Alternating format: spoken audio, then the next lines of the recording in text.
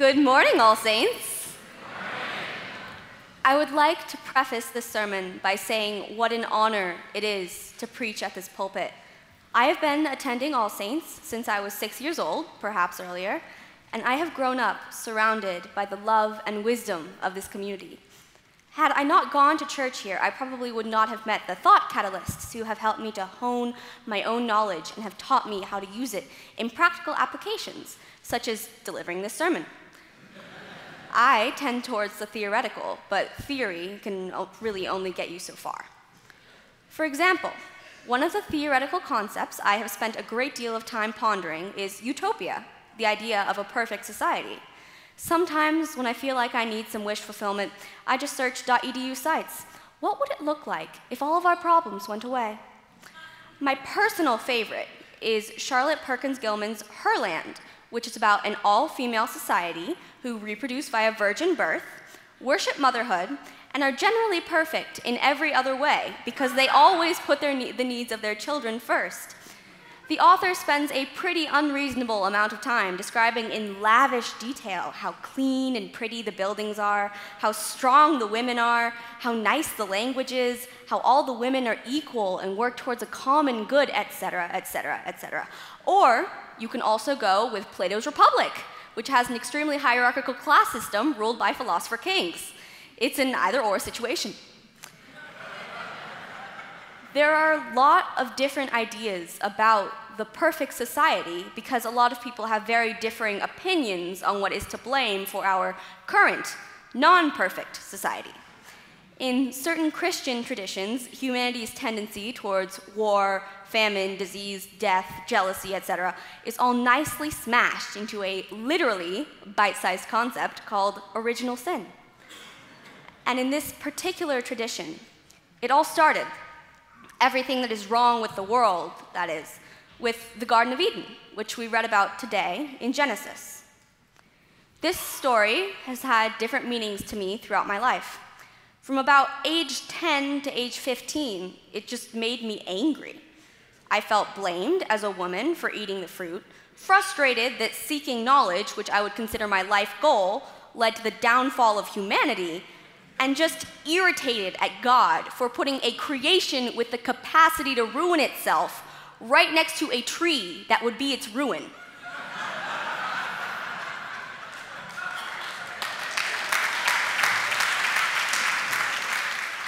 Besides feeling counterintuitive, it was also a story that had been used for millennia by Christians to justify patriarchy.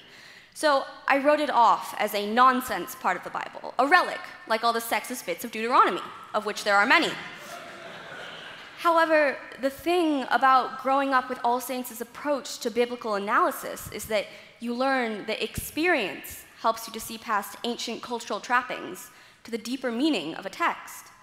I personally find it very poetic that a story about knowledge of good and evil can be interpreted so much more richly now when I myself have gained my own knowledge of good and evil. And make no mistake, evil exists in the world, and it is loud, and it demands for us to address it. That's why utopias are so important. Utopia is ideally what happens when we do address it, all of us at once. Putting aside Adam and Eve's lack of knowledge about good and evil, I think the story of the Garden of Eden pre-fall is definitely a utopia. One of its distinguishing utopian characteristics is that Adam and Eve were naked, and they were not ashamed. They also weren't scared, despite there being wild animals in the garden, which Adam had named earlier in Genesis. In any other garden, with animals of the field and birds of the air, and nothing to cover your flesh, there is a high probability that you would get mauled or pecked at. Indeed, as soon as Adam and Eve are aware of evil, and aware of the evil that can be done to them, they make loincloths and cover themselves. They are terrified to be vulnerable, because they are terrified to be hurt. They do hurt after that, unfortunately, and that's how the story ends, or I guess that's how you could say pain and evil begin. They begin with shielding yourself. They begin with hiding yourself away because you know how badly everything is going to hurt if you're left exposed. They begin with everyone saying that being vulnerable is not normal or appropriate, and the cultural reinforcement of a world where being in pain means you are weak. It brings to mind the stereotypical nightmare, which I'm sure all of you have had during finals week, where you're late for school and you walk into class and realize you're naked. Everyone laughs at you. You're so exposed. Your classmates are like vultures pecking at your flesh, and you wake up from the nightmare screaming. It's like a snapshot of dystopia, the inverse of Eden, where your nakedness is the shame of having all your insecurities exposed instead of the honesty of sharing your natural, divinely created self. The worst thing about the fall of man is that Adam and Eve's new MO has limits. The constant pressure to be shielding yourself is sometimes worse than actually being unshielded, especially when you're changing as a person. There is no time, however, when it is worse to feel the pressure of covering up your created self than when you are hurting. When I was in the 8th grade, I started seeing a therapist for the first time. By the beginning of 9th grade, I had a diagnosis: clinical depression and anxiety.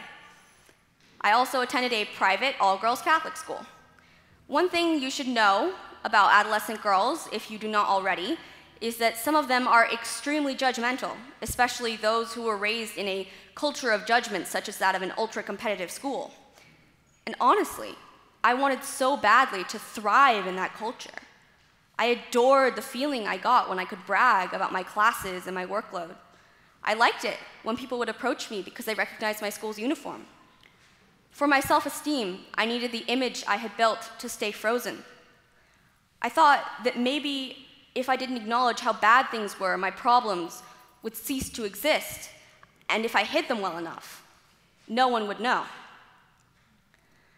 I would leave class to go to the bathroom and have my panic attacks in the stall, running cold water over my wrists.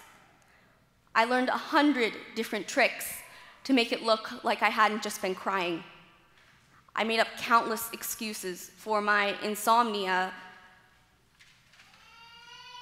Insomnia was one of the excuses that I liked the most because it was actually partly true. For a long time, I couldn't sleep.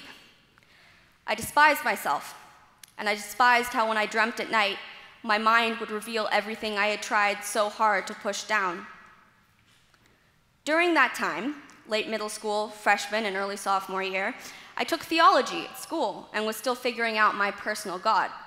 I knew for sure it was not the Catholic Old Testament God, and to be quite honest, I wasn't sure if it was the God I heard about in youth group either. God didn't seem to exist, and if God did, then God had some serious explaining to do. However, what I realize now is that I had a personal false God, the God of success and self-image. This God was pretty much exactly like the Old Testament God, and I feared their judgment more than anything. When I heard this God walking in the garden of my mind, I would hide myself because I knew that I was naked and inadequate and that wrath would soon be coming my way. This, among many other things, produced what was obviously a very unsustainable emotional model, and I soon caved in on myself, like a landslide ripping off all of my mental fig leaves. One day, I had a panic attack so bad that I landed in the hospital for the first time. It would not be the last.